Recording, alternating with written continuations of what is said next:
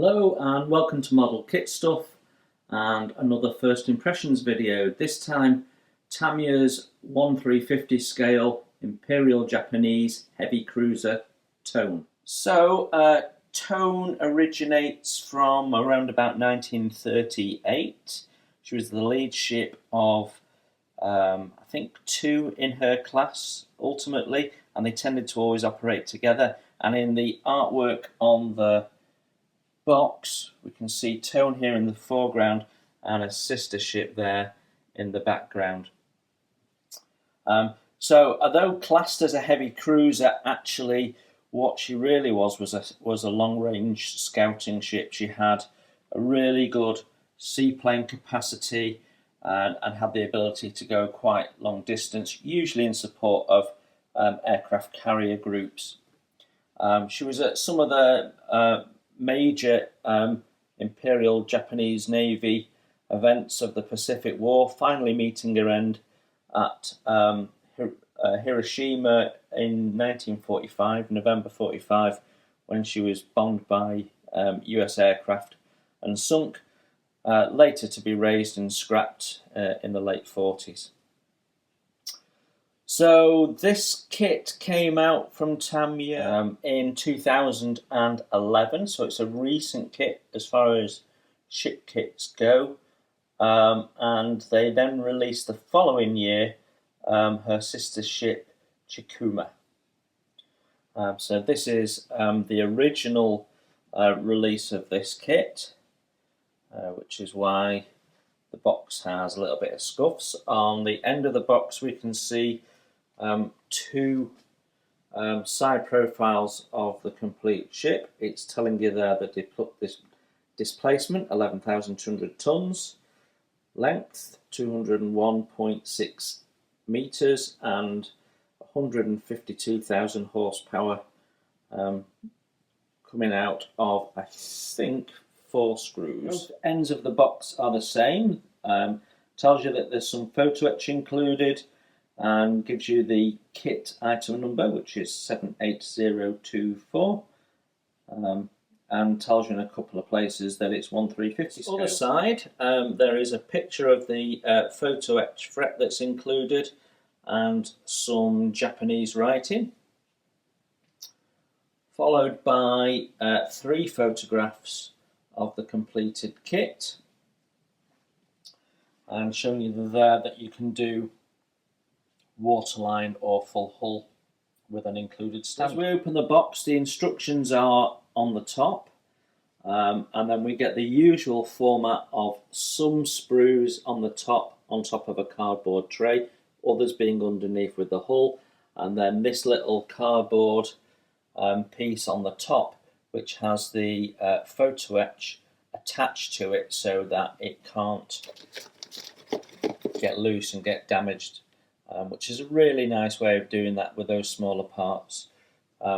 As always, the bags are all mechanically fastened with staples, as is Tamiya's way.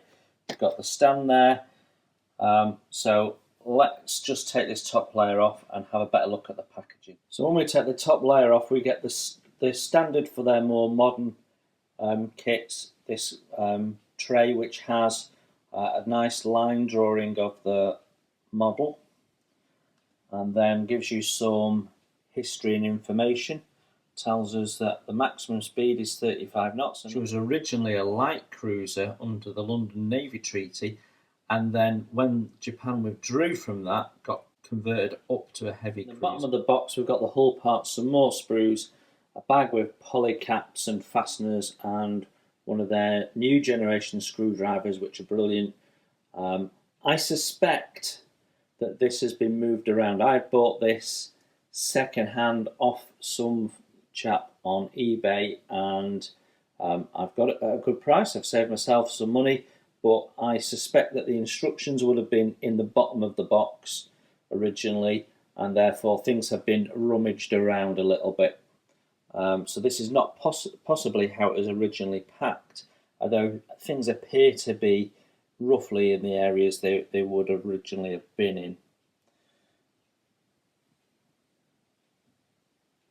Generally, Tamiya's packaging is okay. I think they need to beef up their boxes in the modern age of models being delivered to the door rather than picked up from the store. But we could level that at quite a few manufacturers currently. So let's start with a look at the paperwork. So we get, first of all, we get this small health and safety advice in multiple languages, telling you to read the instructions carefully, be careful with tools and sharp edges, so on and so forth. We then have a correction sheet, which seems to refer to a photo etch part, telling you not to bend something. So there's a correction that we need to slip into the instructions somewhere. We'll look at the instructions lastly. I'll move those out of the way. Then we get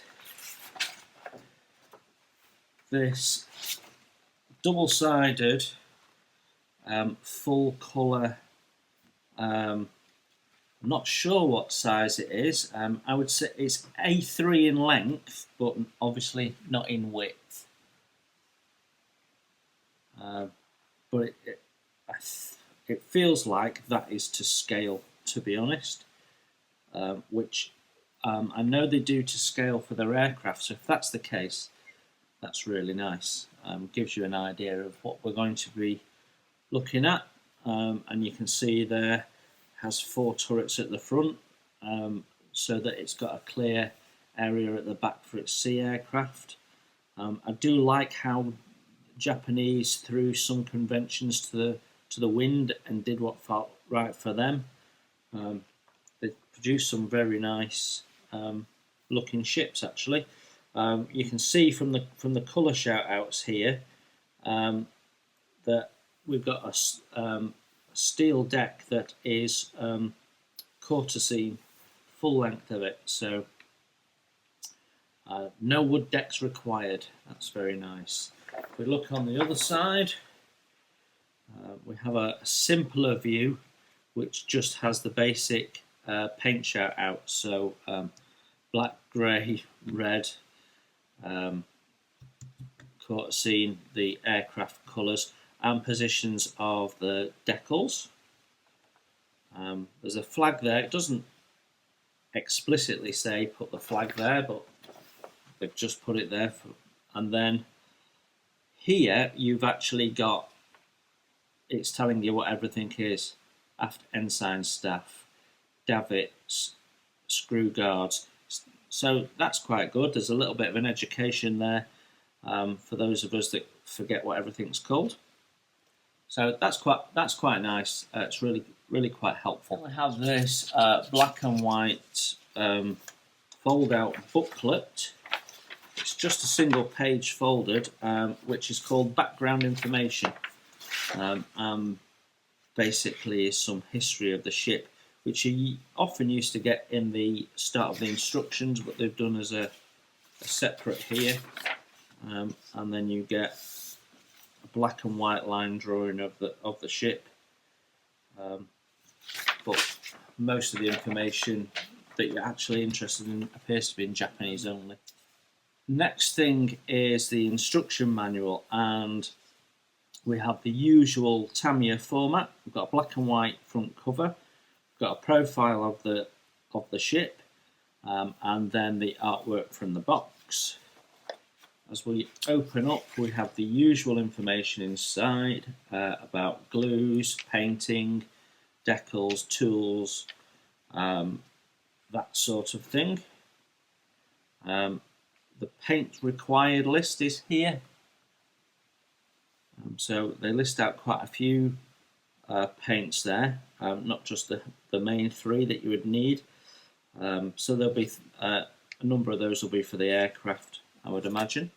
So it's telling you here that you can do full hull or waterline, whichever suits your needs. And we're starting construction with the lower hull. So they've got both the waterline and the full hull on the same step here, so you just choose which one you want to do. Note that we're putting in the screw points for for the stand here, which will also, I think that also helps locate the decipher if it works the same as some other Tamiya kits I've got. So these parts here, you'll notice, are the same as being used here. So B14, B14. What you do is you cut the bottom section off if you're only doing the waterline version. So it's telling you that to remove those parts if you don't need them. So these braces will help support the deck, which is always handy. Then we build up the side pieces. This is Tamiya's standard approach in recent years to building their ships. The two hull sides attach on. There's a little metal bracket there that clips in place, and then you screw it in, and it makes everything very rigid. It's nicely engineered hull construction. It removes distortion and flapping around and loose fitting decks and all that sort of stuff. So there shouldn't be any fit issues with any of that. And then as we go to step 4, we are doing some prep on the deck. So we're drilling out some holes. We're putting in the location nuts that screw down into the lower hull there. And again, because everything's mechanically fastened, it's all nice and tight and rigid, and you end up with a really strong hull as a basis for the rest of your build.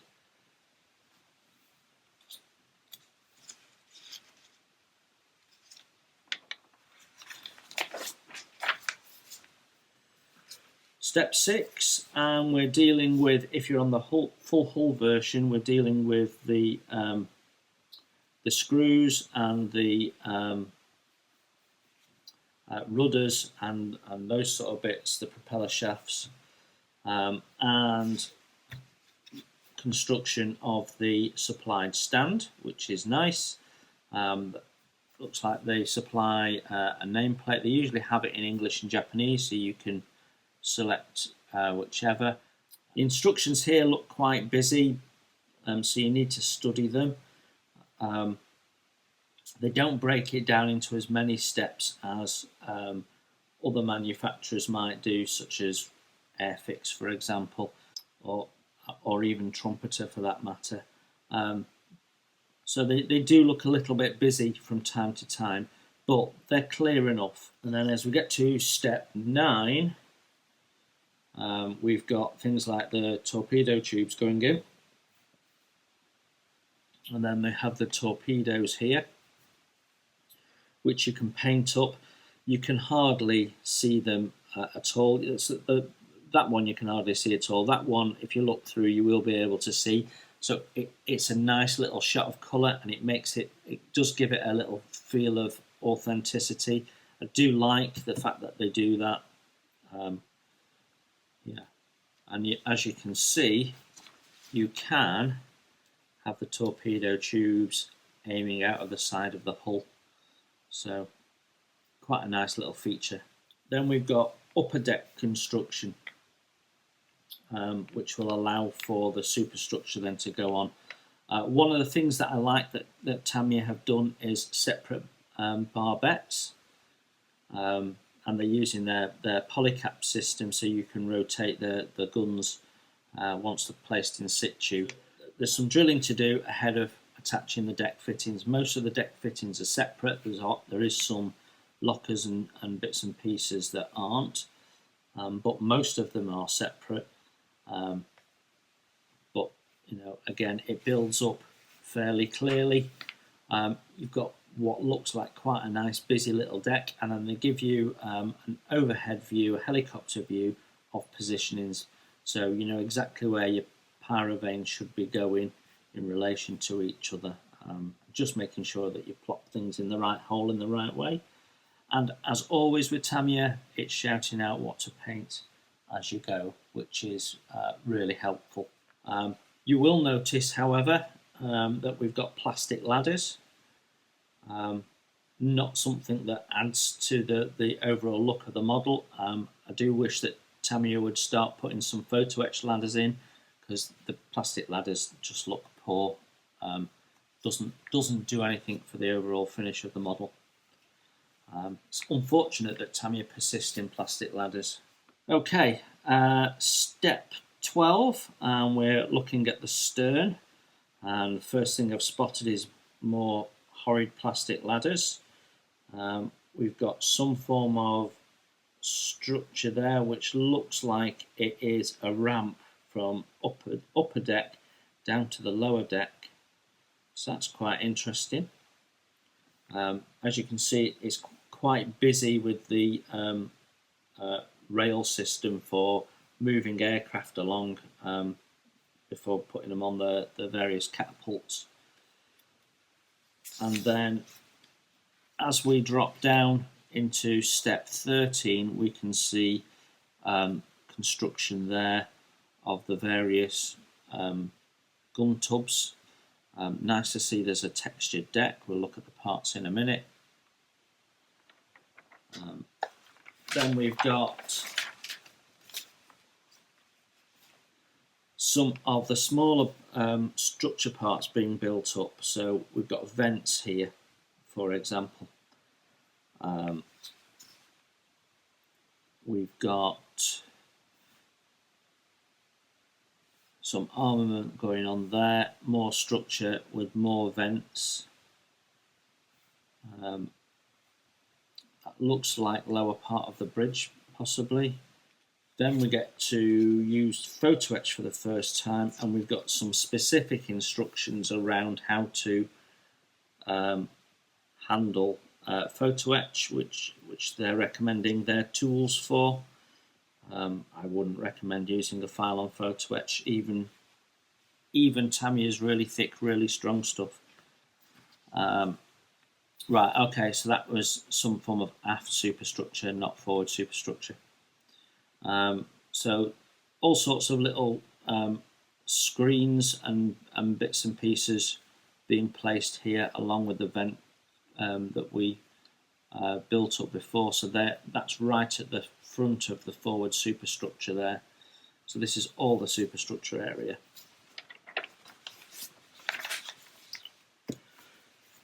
So 18 is building up the bridge. So some drilling to do as we assemble. Some interesting assembly here, which I'm guessing is going to form the base of the other bits being sort of located on top of it. Then we've got the bridge windows going in, the observation equipment, more observation equipment, rangefinders, searchlights. Quite a busy area, isn't it?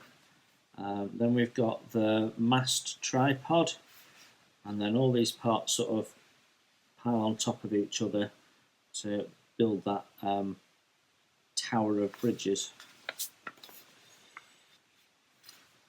More horrid plastic ladders at the back.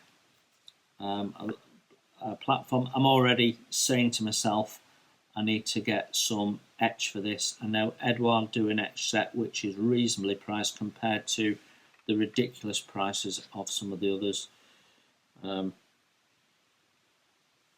we have funnel assembly. We've got a 2-part funnel cap in plastic by the looks of it.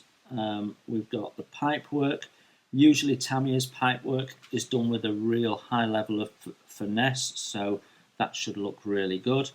Interesting that we have, I think that might be a photo etch part that bridges the two funnels together there. Then we're at step 21 and we've got the crane.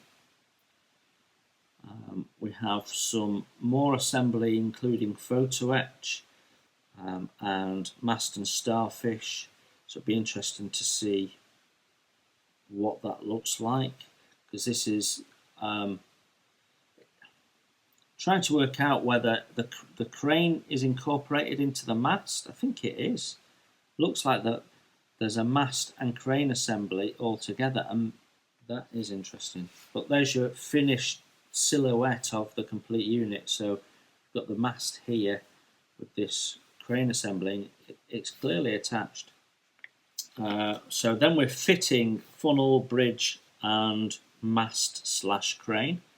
Right, this is the part where we have the amendment. So the rack, which is this one here, I see.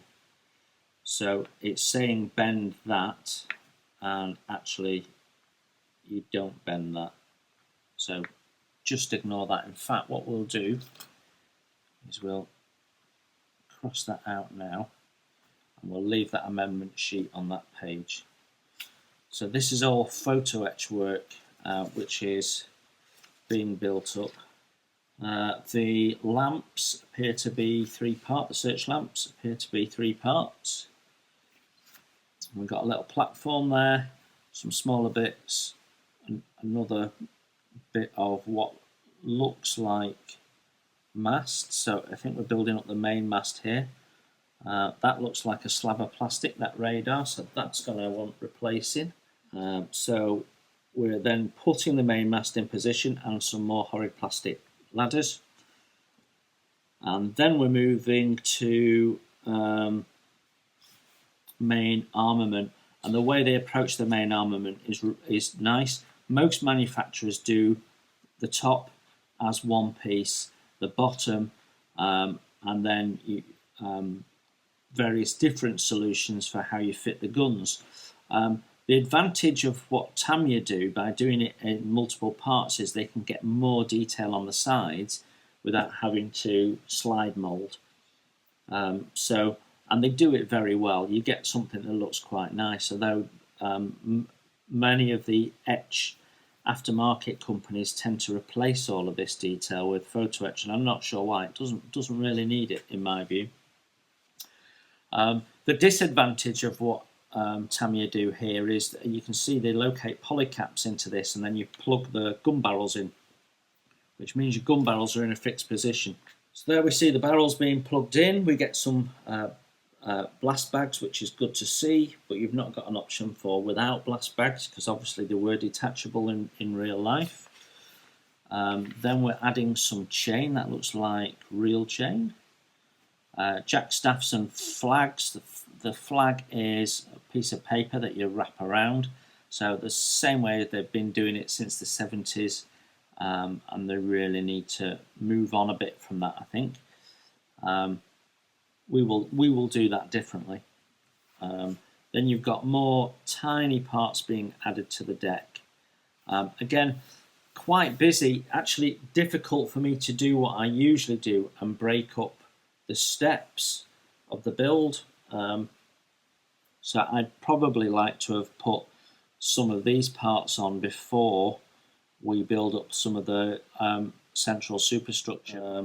Then we've got some secondary armament build up and placement, along with the stern jackstaff, booms, lots and lots of ready use lockers and bits and pieces like that. Ship's boats are then going in, so we have to build those up, and we've got floats and various bits and pieces. Some bits that need to be removed. It looks like we have oars included, so that's a rarity. Usually they come with the photo etched secondary parts. Clearly shows you what bits to remove. It doesn't take you long to understand what's going on with Tamiya instructions. They're clear if a bit busy. All of the secondary armament appears to be not glued into place, so all of that will be movable. Then we're building the aircraft. Nice to see we've got photo etched propellers and cradles for them to sit on. We're building the launch catapult there. Step 34. Catapults going on. They're not glued into place, so again they are posable. It's suggesting where you can place your aircraft, but obviously you can place them anywhere within the track of where they would go. Then step 35, it gives you an option to build up the aircraft in flight. So they have these little rods that you can attach to little bases, so you can have them flying around, which is a nice touch. If you're familiar with Tamiya instructions, they're not difficult to follow. So a bit busy for me, a few more steps.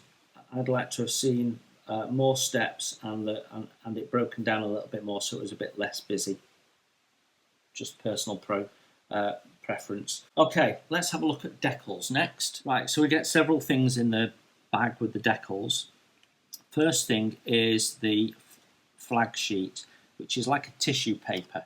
It's slightly translucent, so when you've folded them over, it doesn't look like a flag. And if you don't get them 100% perfectly aligned, you can see the witness through it, so it doesn't look great. So you have to be really, really precise with it. So for me, these are something to discard. I would much prefer they did them as a decal that you could then attach to some foil and create your own movement. Then we get this sticker sheet for the base. So you've got English and Japanese versions. I quite like the Japanese version because it's a Japanese ship. I like seeing the Japanese writing. I don't like the fact that they put Tamiya on it, and that is something that we will cut off. I just wish they did one of these in silver with black writing and then one of them in black with silver writing, because what I would actually like to do is use that and then have that follow on from it, so you've got both of those on. And I still might do that, but they look good on the base, so I quite like that. Those, I have no problems with those. Okay, then we've got the decal sheet. First thing to say is the decals are quite thick. Not the thickest I've seen from Tamiya, but they are quite thick. So these ones here, which are for the canopies of the aircraft to make them look like windows, you're going to have such a hard job getting those down. Yeah. Whether we use them or not, I don't know. We've got writing in white. I'm not quite sure. I didn't spot where they went. Most of these, I'm guessing, are aircraft markings. Certainly, all of those are. And then we've got, yeah, those are the tail markings. So pretty much all of the decals here, I think, are for aircraft, which means we have no depth markers again. We have no signal flags. We have no Admiral on board flags. We just have the national markings. So yet again, another poor performance on the decals for a model ship. Because these are quite thick, actually they don't look very square. The print doesn't look very square to the actual film. 4 out of 10 for decals. So let's get to grips with what's in the box now we've seen the instructions, and I'm going to start with the photo etch. So we should be able to take the photo etch out, yeah. And then we have this, what I think, I always refer to it as nickel. So we saw all of these parts as we went through the instructions. So that's the part with the amendment. So various different frames. This was the part bridging and fixing together the two hulls. We've got some superstructure parts. We've got the cradles for the aircraft. And then the crane parts here. So, and what looks like boat chocks there, which I didn't spot as we went through the instructions. So some very fine parts. Etch supplied by Tamiya is fairly robust.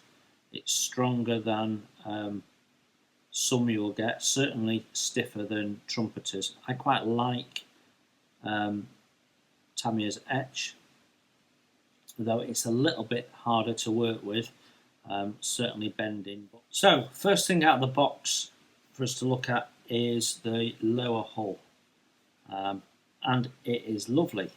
You've got all the weld seam runs, although you've not got the individual plates marked out. You could do that with paint if you wished. I think this is slide moulded. The stabilizers are lovely and thin. They absolutely look as they should do. The angle looks good. That looks very nice.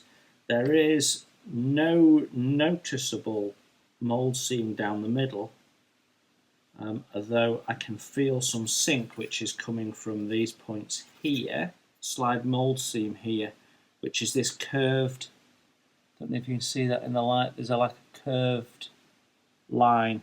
It's almost the same thickness as the panel line, so you could miss it if you weren't careful. But not major work on the lower. I'm not going to take this out of the bag. This is the waterline. Okay, full sides are next, and they're on this quite impressive frame here. So this is sprue A, and the first thing that I'm struck by is the level of detail on here. You've got some very fine panel lining. It looks really nice. The other noticeable thing is that all the scuffles in the bow area, and there's not many actually in the as the bow forms. There's only 3 on this side and one really on that side. Well, they're not distorted. They're not out of shape. That could be the propeller guard, in which case that wants removing and replacing with tube rather than a solid platform. So you see how it's got a solid top. That would be just some pipe in that shape with an open centre and a bracket across the bottom, and you can see the bracket there. So scratch builder replacement, I would think. The detail is really nice. Okay, so this is sprue B, and we have bow deck, lower middle deck, upper middle deck, hull formers. We've got the rudder there, so the rudder is quite nice in as much as it's got the little panel line details on and the back edge detail there. I can't see any anti-fouling strips on there, but I'd need to do some research to know if they were actually on the rudder or not. I would imagine they would have been. We've got the screws there, which are nicely moulded. They're nice and thin. And the prop shaft supports. When I look at the deck, it's a bit of a mixed bag. So we've got some very nice steel deck tread pattern on the front. We've got the little metal covers for the hose pipe openings. I'd like to have seen those as etched really, because, well, just because. We then have a moulded in breakwater, and we've got all these raised lines here which are basically the brass strips. These represent the brass strips that hold the linoleum down. Then we've got moulded in detail, of which we've got cable reels here which are moulded in, and because they're moulded in, they're a D shape rather than being circular. So I don't like that. I'd rather that they were separate parts. And the annoying thing is there are other cable reels which go in place. We saw them in the instructions that get fitted in. So I would be taking those off. You know, it's a bit poor to be moulding those into a deck. Trumpeter wouldn't do that, so why are Tamiya doing it? We should be past that by now. Hatches have some nice detail on them. They have what looks like the support brackets on top that would be used to prop them open. So it's very, very finely moulded. Under a little bit of wash to bring that out will look really lovely. So yeah, a mixed bag. You've got some really nice detail, and then some cable reels which just spoil the whole effect and need to come off. There's not much going on here other than a great big triangular plastic staircase that needs removing. It would be hollow, so there'd be some filling to do as well. If that's visible from the deck above, which I suspect it is, then yeah, you want to get rid of that. If it's not, then we might just, depends on how visible it is from the side. We might get away with leaving it there, but I don't like it, as you can probably tell. These are the bases for the torpedo tubes. And then this upper deck, we've got boat chocks there that probably want replacing with some etch ones. They're all right. They're just a bit heavy, a bit thick. The detail on the ready-use ammunition boxes is very, very nice. You're not going to add anything replacing those with etch, really. They can stay exactly as they are. And then you have the start of the rail track system. And again, some very heavy boat chocks, which I think I'd rather get rid of, but problematic with the track going underneath it.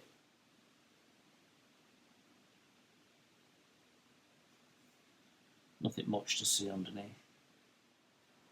Sprue C now, and we've got quite a few small details on here, and it's another mixed bag. We see Tamiya at its best here, and we also see Tamiya at its worst here, I think. So let's start with Tamiya at its best. We have some very fine moulding throughout. So, you know, this is the ramp that we saw for the aircraft rail system, and you know, it's very, very nicely moulded. It's not overly thick behind those support struts, and you can use that without any photo etch replacement whatsoever, and looks the part. We have some nicely moulded screens here, which are go around some of the gun tubs. We've got yard arms here, which have got location points for the rigging, which is very nice. We've got some lovely canvas textured covers for, I think these are for the side of the hull where the torpedo tubes go out, so you could plug them with that. I think that's right. We've got the ventilators here, which have got a very fine mesh pattern in them, which is to scale and looks lovely. A lot of people wouldn't get that looking so nice and crisp. The watertight doors have detail on them. We've got the rafts here, which have lovely texturing on them. Look really, really nice in the light, and the paint will look gorgeous. We've got the canvas covers for the ship's boat here, again, very nicely done with the drop of the canvas between the support loops. Looks really, really nice. We've got little platforms and gun tubs with nicely textured steel decks. Gorgeous. Then we've got these great big, thick, ugly plastic moulded lumps on the bottom of these hulls. Now, whether these don't get seen, and that's why they've done it, in which case why have they done a running a bump strip underneath the hull?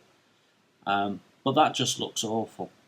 You've got great big thick wedge ladders. Absolutely ruins it. That, you know, you can't remove that without damaging the deck. It spoils the ship, because really that wants to be a photo etch ladder. And we've got the incline ladders here, which you know, you could paint them and give them a wash and they'd look like a ladder, but they're way too thick. They've got no handrails. They're just not what everybody else is doing anymore, and Tamiya are getting left behind the pack. If you don't want to spend money on aftermarket, then that lets you down a little bit, I think. You really should have more etch in this kit at this sort of level. Then this is, I think, this is the radar. And it's just a slab of plastic with two whopping great ejector pin marks in the back. You know, again, not great. really not great. As we flip it over, these are the ship's oars. That's a nice detail that's being added there. So a mixed bag. The other thing that I'd like to point out is the windows here, which are moulded into the grey styrene. Yet the bridge windows are clear, and they quite easily could have done the same here and put clear windows in. So again, you know, it's not quite following through on their best ideas. Right, so we have sprue D and sprue E here. So let's have a look at these. We have, this is the stern deck area, and just like the bow deck area, it's very nicely done. And then they've put these cable reels on, which are moulded in and don't look nice. So there's got 4 there that you'd have to replace. The rest of it is really lovely with the locker detail and what have you. It's very nice. 99% of it is lovely, and then they've put that on. That makes no sense to me. We have the searchlight deck here. The splinter shields are not bad. There's no support bracketry on the inside, but they're nice and thin and look okay. The lockers, however, the ammunition lockers have got no detail on at all. They're just blocks, so probably need a little bit of etch around those. More gun tubs, again with nice textured bottoms. We've got range finders, which have some very finely moulded parts to them. Then we've got some of the main superstructure. Scuttles all have eyebrows. When built up, that should look lovely. And then we've got the funnel. So typical of Tamiya, they put the hand rungs on. So it just adds some detail and stops them just being smooth. But there's no panel lines or anything like that on there. So there is more they could do with that if they wished. But I guess they're limited to what they think they can do within the scale. But the shape of it is lovely. You've got the bulge there at the bottom, which would be about right. So yeah, that looks nice. Then we have this, if you remember, we saw this goes up the centre of the forward superstructure for the various bridge deck areas to stack up on. We've got a platform here with plastic ladders, which we need to replace the ladders, really, the whole thing if we could, because the platform's a little thick. It's not too bad though. The funnel cap, which is very nicely moulded. You don't need to worry about replacing that with etch. That looks great. And because it's 2 parts, it'll have some real depth to it. It'll look really good, that. Some more ventilation and superstructure parts. Yeah, we can see the gussets there that are moulded on. They're nice and thin. They don't look oversized and thick. Yeah, they look all right, actually. Same with these around these supports. Yeah, that's not a bad sprue. That is not a bad sprue. We've got some plastic ladders there, but I'm going to stop going on about them. I think I've made my point with those. Yeah, not too bad.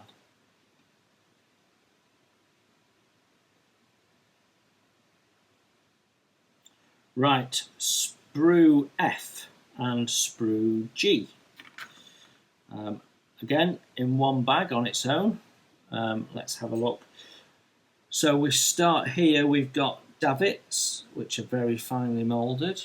And we have some pipework, which is really nice.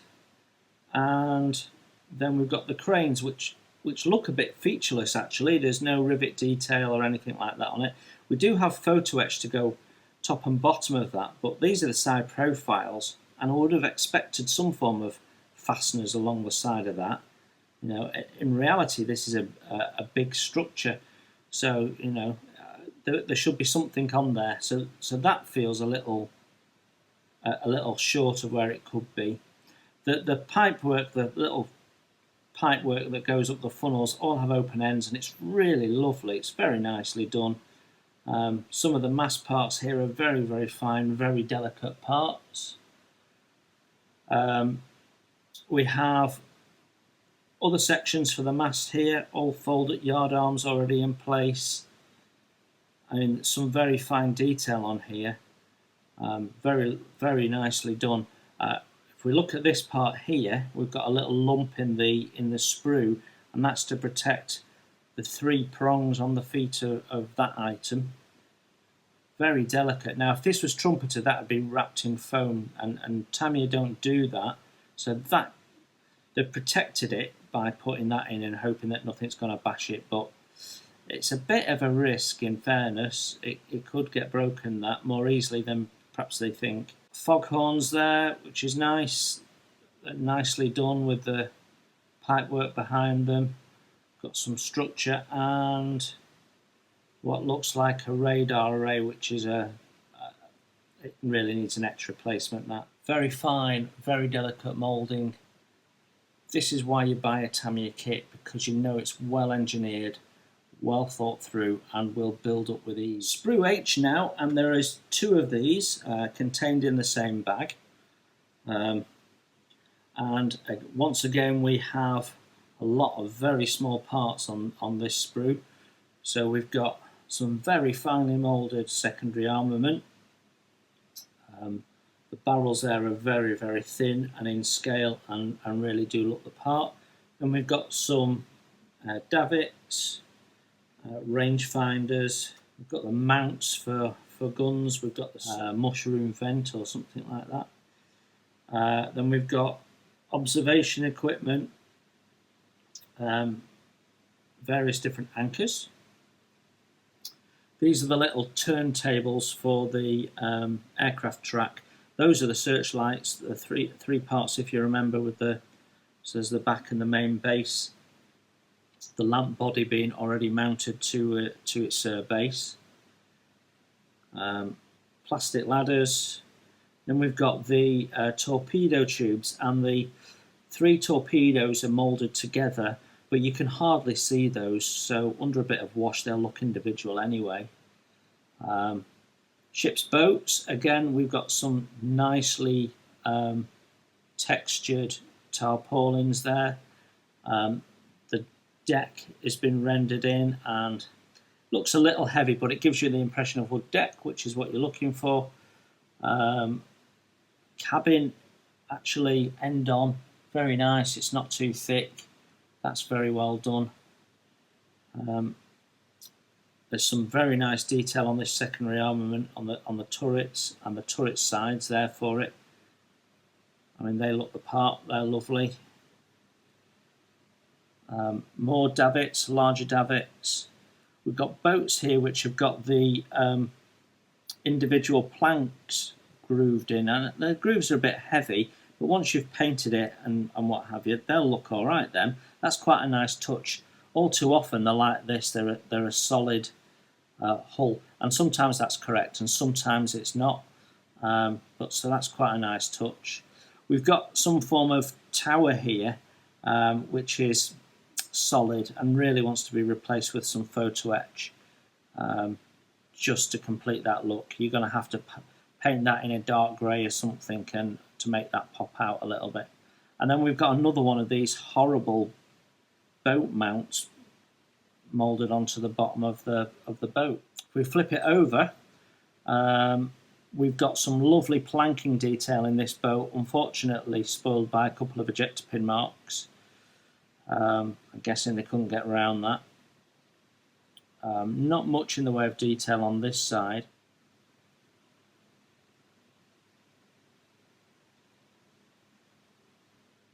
Sprue K, there's 2 of these in the same bag. This is dealing primarily with the aircraft, and we've got the catapult there, and let me show you the catapult first. What a lovely piece of moulding that is. Very, very nice. No need for a photo etch. Once again, Tamiya at its best there. There's some real finesse about that. It looks lovely. And when you compare that to the crane, you've got to question why you get something that good and then the crane in the same kit. It's almost like 2 different designers. The detail on the aircraft, you can immediately see it, all the panel lines there are very nice. The trailing edge of the wing is really thin, it's not chunky, it doesn't feel overscale. Now, the windows here, problematic for some. Trumpeter, as most people know, if you've built a trumpeter kit, will do all of that in clear, and I dislike that. I like the fact that they do a clear canopy, but it's really difficult to assemble the parts and see what you're doing. So I have a tendency to mask off the glazing and then prime it anyway, so I can see what I'm doing before I construct it. So I don't mind the fact that these aren't clear. It bothers me a little bit that the windows need to be painted in black or blue or dark grey or whatever your chosen colour is going to be. Now in this instance, Tamiya provides you with a decal, but knowing how thick their decals tend to be, I think it's quite problematic that you're going to get them on there and looking good. So I probably wouldn't bother and go back to masking and dry brushing to resolve that issue. Putting that to one side though, the level of detail they've crammed into the aircraft is quite breathtaking. Underneath, if I show you that, underneath are there, all the individual panel lines and ribs is beautiful, it really is. And that carries on onto the floats, which have got their individual panel lines on as well. Looks really, really good. The casting of the struts there is very delicate. You have to be really careful getting those on. I'm not sure what those are. Although this a highlight of the kit, actually, I would say, is the aircraft.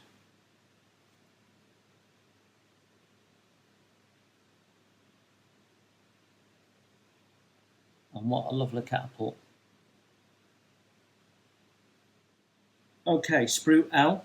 Again, two of these in the same bag.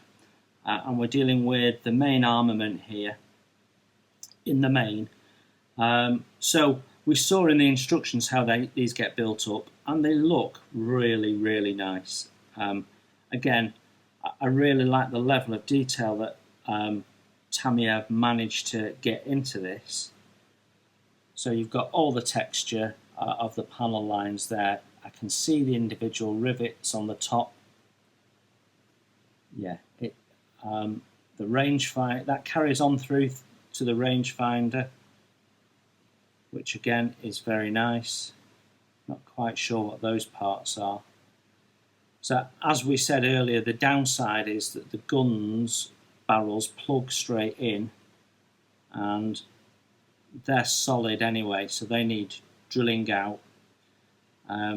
But yeah, you can only mount them in one position, which is a bit of a unfortunate situation. But if you put in plastic barrels in which have blast bags on, that's quite often the case. Blast bags out of something like milliput or whatever, then you're a bit stuffed usually anyway. So plugging them into the polycaps allows you to paint the blast bag separately and not have to worry about masking. So it depends on how you like to animate your guns, I guess. But there's nothing wrong with the detail on this, it's beautiful. And then just to prove a point, we have cable reels, which will go onto the deck. And they look an awful lot better than the ones moulded onto the deck. So why they didn't do all of them like that, no idea. Some small armament here, the gun barrels, no flash, very clean, to scale, look the part. So other than having to drill out the barrels, everything on here is really, really nice. Again, trumpeter, most other people are now hollowing out their barrels, so Tamiya are behind the likes of Trumpeter, Academy, Fujimi in this area. So as always, what Tamiya do, they do well, but then they're just falling a little bit short in some. So we're now on sprue Y, and this is almost the last of the plastic parts. There's 3 of these, all contained tightly in one bag. And it's basically the small armament and some lockers. The lockers are very nice. They've got the hinges on, they've got detail all the way around. These say 2010 on them, so probably generic guns they put on their Japanese ship kits. So 3 of those, really nicely done. Lots of lovely detail, very delicate, very crisp. Exactly what you'd expect from Tamiya. So next we have a bag of bits, and on the parts list it basically says that. It says bag of metal bits, or bag of metal parts, something like that. I think parts, not bits, but it doesn't contain just metal parts. It does also contain our last plastic sprue, which is M, and sprue M, as you can see, is clear. So the clear parts provided are the bridge windows, which is very, very nice, and the lenses for the searchlights, which is also very nice. So let's have a look at what else we get. So we get one of their lovely screwdrivers. So it used to get the little short, stubby, red, see-through, clear plastic thing, which I used to love, but now you get these things. They're really handy, twist in your hand. Yeah, very nice. Come in very handy for your remote controls and anything else that needs a small Phillips head screwdriver. We've got a bag of large polycaps, and then we've got some smaller polycaps, 3 sprues of. We've got 4 metal shafts, which we will put our propellers, our screws on. So that's very nice. We've got anchor chain in here, which is very fine, finer than you get on some kits, but is circular loop. It's not elongated, so you may want to change that. And then the other 2 metal bits are the brackets for assembling the hull supports. And then we have the screws, which ultimately hold the hull and the deck together. And we have the standard Tamiya base. This all comes in one bag, and basically you have these little cones go over here, covering the mechanical fastener, which passes through that and screws this to the ship. So it's a really good way of fitting the parts. And then these little stands here are for the aircraft, so if you want them flying around you can do that, which is a nice little touch. So this has been their generic stand for ship kits since 2009, and it's a good way of looking at which is a more modern kit. So Tamiya's 1/350 scale tone. What are my first impressions? Well, let's take the box art as a reference point for the start on the subject matter. Subject matter is very, very cool indeed. As ships go, this is quite a good looker. It's very industrial looking. You get lots of lovely aircraft on the back, which gives you a big splash of colour, rare on a warship. So upsides of the kit, it's well engineered without a shadow of a doubt. You know it's Tamiya, it will fit together perfectly. You won't have any issues. There are some very delicate parts that need some careful removal and fitting, but cleanup is a minimum. Once you've got away from fitting the hull, it's really join seams. There is no mould seams on the fine parts that I could see particularly. Absolutely no flash. The sink seemed to be limited to the lower hull in the main, so yeah, all good. I like the fact that they put glass in the bridge. I like the aircraft, very finely done, lots of lovely detail. Should look great under paint. There's some lovely texturing on the canvas elements, like that blanking canvas there and on the ship's boats. Really nicely done. The funnel caps, really lovely. It will look great. Then of course you've got some downsides. Number one, plastic ladders. You knew I was going to say that. Number two, cable reels moulded on the deck. You knew I was going to say that. Number three, no railings. I don't get that. I don't get that. It's a ship, it has railings. Why don't you put it in the kit? When it was acceptable before the world of photo etch to put plastic railings in, they did. So why are they now not putting railings in? Don't get it. Don't like it. I've noticed that other manufacturers have started doing that, and they're becoming a bit more reliant on the aftermarket boys to get them out of a hole. Radars should be lovely mesh-like things like that, made out of photo etch, the big lumps of plastic. Another drawback of this kit, absolutely no reference to rigging whatsoever. Decals, no worse than anybody else on that. This kit will cost you £150, £160. This is a lovely kit. If you fancy building a tone, you're interested in Imperial Japanese Navy, it's a lovely, lovely kit. So don't hesitate to buy it, but bear in mind you probably want to get some aftermarket railings, watertight doors, cable reels, ladders and so on. I hope that was informative. Take care everyone, and I will see you soon.